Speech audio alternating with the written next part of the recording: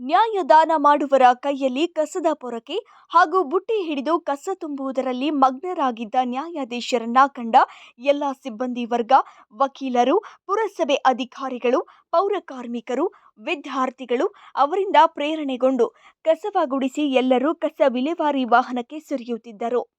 ಈ ದೃಶ್ಯ ಗುರುವಾರ ಬೆಳಗ್ಗೆ ಬೈಲಹೊಂಗಲ ಕೋರ್ಟ್ ಆವರಣದಲ್ಲಿ ಕಂಡುಬಂದಿತು.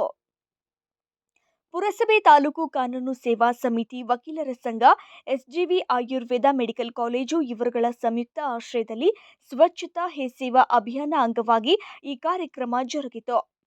ಹಿರಿಯ ಸಿವಿಲ್ ನ್ಯಾಯಾಧೀಶ ರವಿ ಚೌಹಾಣ್, ಪ್ರಧಾನ ದಿವಾನಿ ನ್ಯಾಯಾಧೀಶೆ ರೋಹಿಣಿ ಬಸಾಪುರ, ಹೆಚ್ಚುವರಿ ದಿವಾನಿ ನ್ಯಾಯಾಧೀಶ ಬಸವರಾಜ ನಾಯಕ ಮಾತನಾಡಿ, ಪರಿಸರ ಸ್ವಚ್ಛವಾಗಿದ್ದರೆ ಮನಸ್ಸು ಸಹ ಸ್ವಚ್ಛವಾಗಿರುತ್ತದೆ. ಹೀಗಾಗಿ ನಮ್ಮ ಸುತ್ತಲಿನ ಆವರಣ ಸ್ವಚ್ಛವಾಗಿಸಿಕೊಳ್ಳುವುದಲ್ಲದೆ ಪ್ರತಿಯೊಬ್ಬ ನಾಗರಿಕರಲ್ಲಿಯೂ ಸ್ವಚ್ಛತೆಯ ಅರಿವು ಮೂಡಿಸುವ ಕೆಲಸ ಆಗಬೇಕು ಎಂದರು.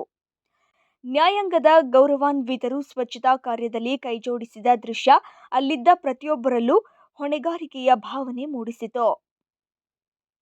ಪುರಸಭೆ ಮುಖ್ಯಾಧಿಕಾರಿ ವೀರೇಶ ಹಸ್ಬಿ, ನ್ಯಾಯವಾದಿಗಳ ಸಂಘದ ಉಪಾಧ್ಯಕ್ಷ ಎಂ ಸಿದ್ದರಾಮನಿ, ಆರೋಗ್ಯ ನಿರೀಕ್ಷಕ ಸುರೇಶ್ ಗೌಡ ಪಾಟೀಲ್, ವಕೀಲ ಶಿವು ಬೆಳಗಾವಿ, ಕೋರ್ಟ್ ಸಿಬ್ಬಂದಿಗಳು, ಎಸ್ಜೆವಿ ಮೆಡಿಕಲ್ ಕಾಲೇಜು ವಿದ್ಯಾರ್ಥಿಗಳು, ಸ್ವಸಹಾಯ ಸಂಘದ ಸದಸ್ಯರು ಇತರರು ಇದ್ದರು.